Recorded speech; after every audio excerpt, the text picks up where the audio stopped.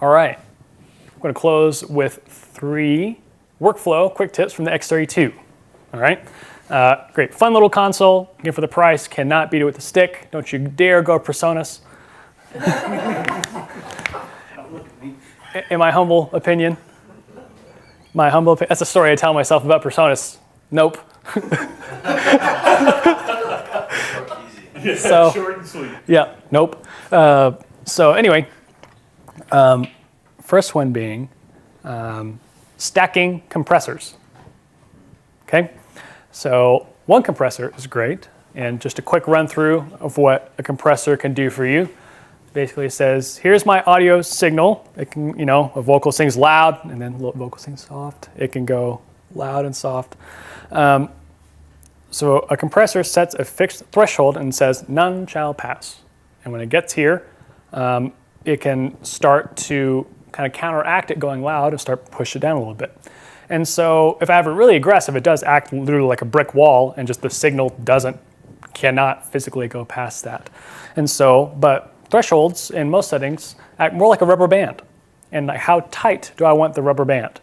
And so when the audio signal gets to a certain point, when someone sings loud, it can kind of squish it down gently or be really aggressive. And it can do it at different speeds. And so those controls are called a threshold. And then attack is how quickly is my rubber band pushing down the signal. And it's also called release. When I push it down, how quickly do I let go once it's gone below the threshold? So again, the most common application compression is used is for spoken word, or singing or dialogue or whatever. Because, we use microphones, right? And they are right here on our mouth. So when's the last time you listened to someone like right there? Never, And so, but we're expecting something that's picking up a source right close to your mouth to sound like we're conversational distance.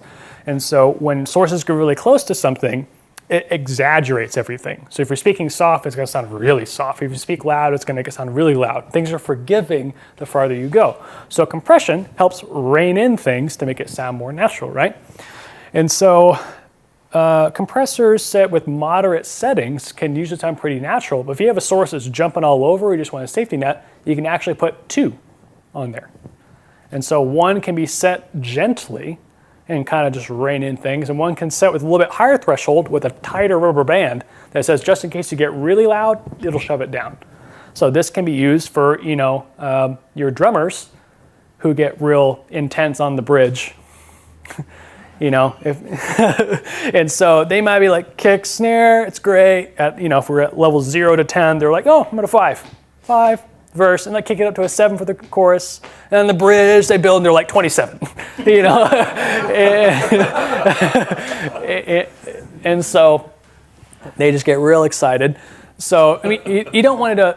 The best decision would be to help coach your drummer to stay within a reasonable amount. But if that isn't an option, compressors can help just keep things in check. So on the X32, I'm on my tracks channel, which I was just playing music through earlier. And I'm on the channel strip. And here is the dynamic section. And so I can put a compressor here. And I can set my ratio. And ratio is basically how tight is my rubber band. And so the ratio right now is 2 to 1. So that means for every 2 decibels that goes over my rubber band, I'm only getting 1 out. So that means I'm losing half. But if I have a ratio of 10 to 1, that means you have to get 10 decibels above my threshold to get 1 out. So that means that's a lot tighter in saying that you're not getting very far above this. And so what's great about this console is it has an effects section here. And so on this slot, on effects slot 6, I have another compressor. And I can put it on channel 15.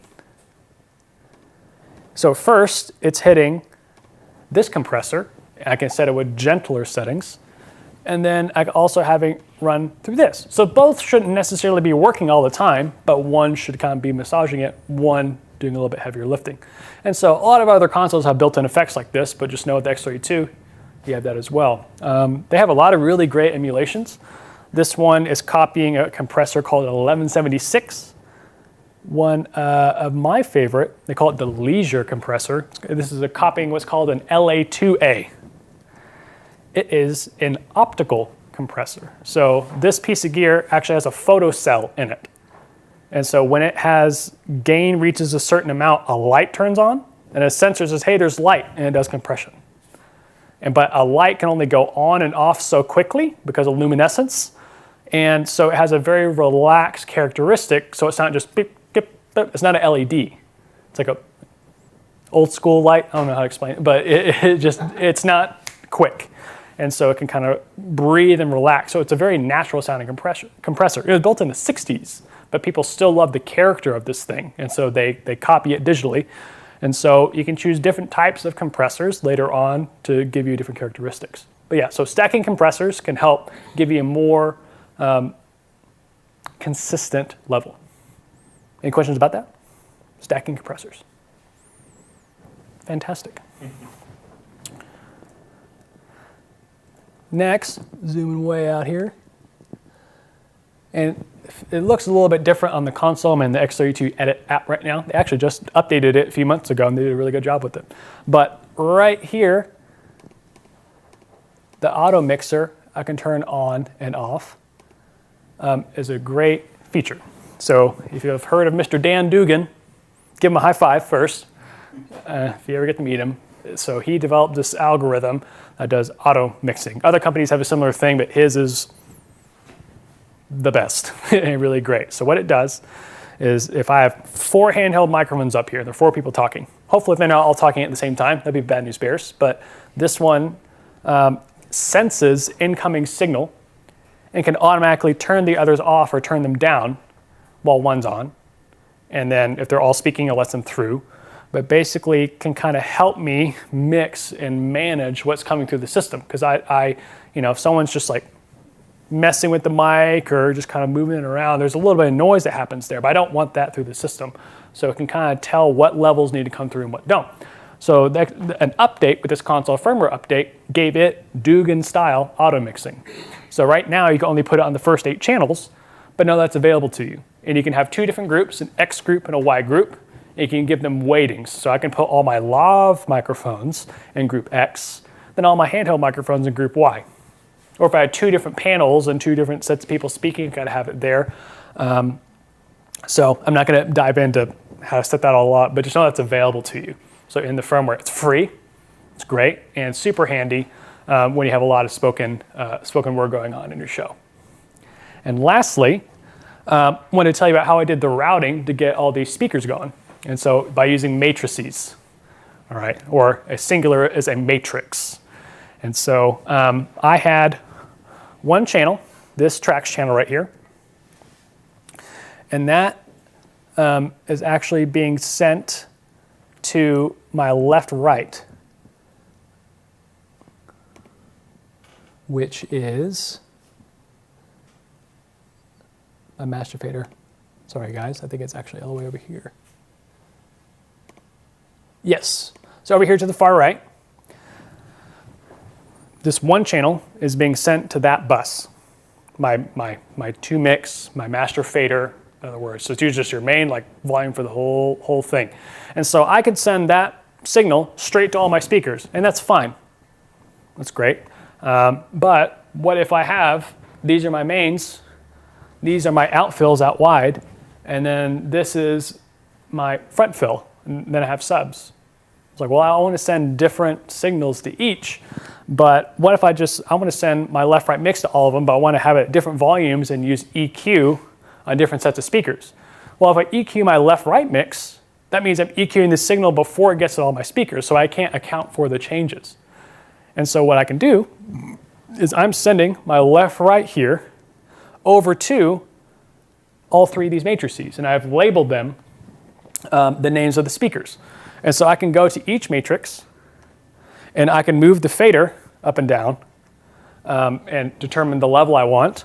I can go and put an individual compressor on the speaker if I wanted to. I can put individual EQ, but just know that whatever I'm sending to my left-right, the left-right mix is being sent to all 3, but I can use all 3 in different manners. And so matrices, like I said, can be used for front fills, on the front of the stage, a fold back monitor for your main hang, your outfills, something out in the lobby. So those all can be individually controlled by using matrices. So they're really handy, and they're just give you a lot of control over your system if you're not using a DSP. So DSP is a separate box that can kind of do some of those functionalities for you, but sometimes they're difficult to set up, maybe out of budget, and just know that you have that there, and you could really manage your whole system by having it all there and laid out. And so I can just have my left, right, up. I've already EQ'd individually for my speakers, made them sound how they want, and I'm not having to do an externally having those boxes. So it's the individual channels, all of them being sent to the left-right mix, the left-right mix being sent and fanned out to different matrices. So this console has 6. Your big Mamma Jamma consoles will have as much as 32, which gets pretty crazy if you need that many. But you can also use matrices as your record feed, your program feed, have different things summing there. So they're just kind of a container, a catch-all that can be used. But in this instance, I'm using them to feed different sets of speakers. So they're handy. So we covered stacking compressors, use your Dugan auto mixer, or Dugan style auto mixer, and use matrices to give you more control over your system. Any questions about that? Fantastic. Very cool. Well, now, that's it for the X32 tips. I'm going to let Cameron close this out, and I think we'll hang out, have some more donuts.